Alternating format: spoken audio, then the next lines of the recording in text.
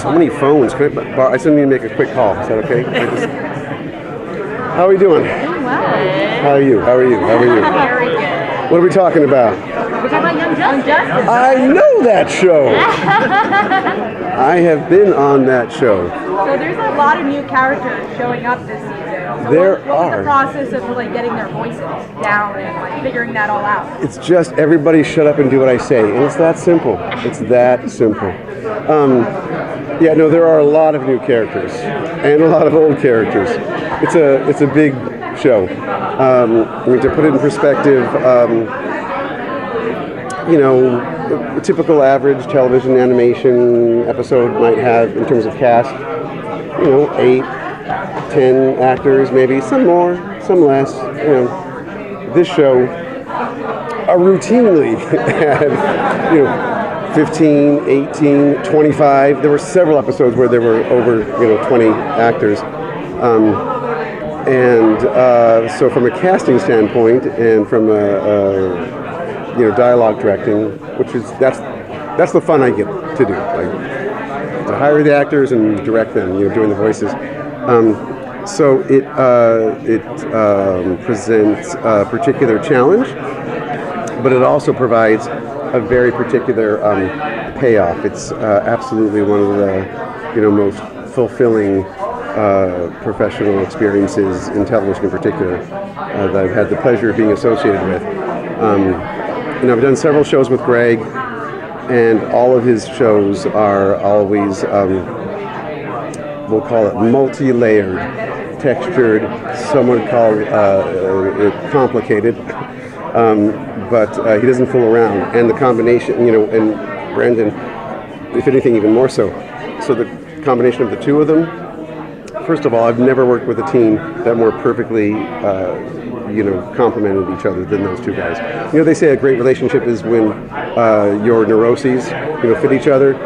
That's Greg and Brandon perfectly. But between the two of them, they're both very intelligent, cerebral, well-read, well-versed, and just true pros. And not that everyone I work with isn't all those things. It's just that there's two of them, we'll say. How about that? So it's twice as much of that fantastic stuff in this one show. I wish I could tell you more specifics about specific characters. Is there anything you can say about the new cast members and what they're bringing to the table, the new actors? Anything specific that I'm allowed to tell you about? Or in general. We've heard it's going to have a darker tone. Greg said there's more horror in it this season. I wouldn't necessarily specifically say darker, though yes. But because it's on a streaming service, we're able to fulfill moments more completely. If you liked the first two seasons, you are going to love the third season. It's a very character-driven show, and so there are, in every episode, some really special moments. Different kind of specific character experiential moments where stuff gets paid off, and because it's in a streaming service this season, there are some shackles removed that would normally be there for broadcast TV. So, like I say, they're more free to more completely, deeply, sort of richly fulfill moments, positive moments and not so positive moments, visually fulfill in a way that you would not be allowed to. So we could hear our first F-bomb within the Young Justice universe? Or? Are you talking about from Greg? Or from the That's the Titans. That's Titans. Well, we have to ask. Yeah, don't tell me I was going to say that here, too. Has the language become free? That's not what I'm talking about. No, yeah, right. What I'm talking about is stuff that deeper. Stuff that you can see and stuff that you can feel and stuff that can be conveyed in any number of ways. I mean, it's a visual medium, so a lot of it's largely visual, but I specifically do all the dialogue, and I'm aware of it, so there must have been some dialogue moments involved in some of that. But I'm telling you, in every episode, I get the script in advance and I'll read through it, and at least a couple times in every episode, I'll turn the page and I'll get to something and I'll just say, wow, really? We can do that? We're doing that? We can do that? And I stopped asking that question, but I didn't stop having that reaction as the season went on. It's really, it's a perfect blend. Greg was quoting Sam Register, who's the boss at Warner Brothers Animation. And Sam, I guess, told Greg, he said, you guys created the perfect binge-watching show. It's just that you created it like 5 years, too soon. I mean, the first 2 seasons were great, and it was a fantastic experience, and it was a drag when they didn't, pick up another season. I was not shocked at all when I got the call that they were going to, pick up an additional season specifically for a streaming service. That made perfect sense. And again, I keep coming back to this. It's everything you liked or loved about the first 2 seasons, but just more so, more completely fulfilled. I mean, if you felt like it was, a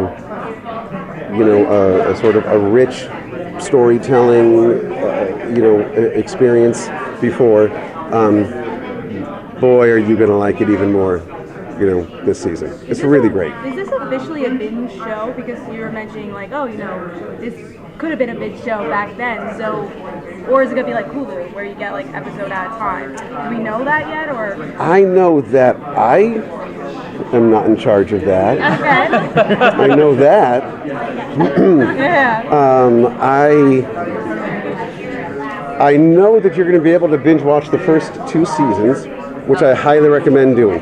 Binge watch those first 2 seasons and then go right into the 3rd season. That is what I would recommend. I mean, the fact is, and then any individual episode absolutely stands on its own. If you've never seen an episode and you just tune into a random episode in the middle of season 2 or season 3, it'll be a great episode. But if you start at the beginning of season 1 and you binge watch those first 2 seasons and then go right into the 3rd, you're going to have a particularly more profound experience and that of the story. It feels like it's made more for fans even than the first 2, in the sense that it hits the ground running without. Does it feel that way? Like it doesn't need to introduce this world, that it assumes that the viewer has that knowledge and then just, Well, I mean, to an extent, I suppose. But again, like I say, it's. Even though I have 2 kids. I have 2 kids that are teenagers now. 5 years ago, they weren't teenagers. And 6 years ago, 7 years ago, when they weren't. So they didn't, see it back then. But they came to me, and I guess now that I think about it, this was a particularly gratifying moment. One of my daughters came to me and said, "Didn't you work on Young Justice? Isn't that one of your shows?" And I said, and this is randomly. This was like a year or more ago, possibly. And I said, "Well, yeah. Why do you ask?" "That show's awesome." Because, come to find out, she was watching it on the Netflix, where she got to sit down and watch an entire season. But the other one hadn't seen any, and we all sat down one evening and watched a couple episodes, but it was well into the 2nd season, and so the daughter that had never seen an episode, didn't have any of that set up, but still absolutely whatever, got to enjoy it on a fairly deep level. So, like I say, each individual episode absolutely. Just realize I'm going like this. Is this in the way of the camera? Does that bother? Is that getting in the way of the shot? Any individual episode, throw a dart. It stands on its own. I don't know that they went into the 3rd season specifically presuming that everyone's going to know, and if they don't know, too bad, they'll be left behind. but it is absolutely. The way you asked it was, is it made more for the fans? It's made because of the fans, I know that. The fans absolutely are the reason that we're doing a third season. It was an unorganized protest, as it were, or whatever. Everybody was just watching it on Netflix, but they were watching it a lot. And so all of a sudden we got to have more without even, pushing at that point. So if you are a hardcore dyed-in-the-wool fan and you know everything about this universe and you've seen every episode 100 times, you are absolutely, really, really going to appreciate this season. If you have literally never seen an episode before and you tune in, you are still going to really enjoy it. But my unsolicited advice is binge watch the first 2 seasons and then go into this third one. There are some emotional payoffs that will be much more profound for you if you binge watch those first 2 seasons. Without giving away any of the spoilers, I'm happy to spoil anything. Go ahead. Tell us all. Tell us all about it. I cried when he died. Awesome. Who would you say is your favorite character in this season without giving us anything away? Who is my favorite character? Yes, in this season. New to this season? You can say new to this season. That'll be fine. Other than Greg and Brandon, who are the producers of the show. So they're going to be characters. They're characters, all right. They don't appear in the show, if that's what you mean. You don't see them on camera, if that's what you're talking about. Tough to say. I mean, again, there are so many characters. It's such a broad, deep, rich tapestry. It's really difficult to narrow down. But Halo is a standout. Her arc throughout the season is fantastic.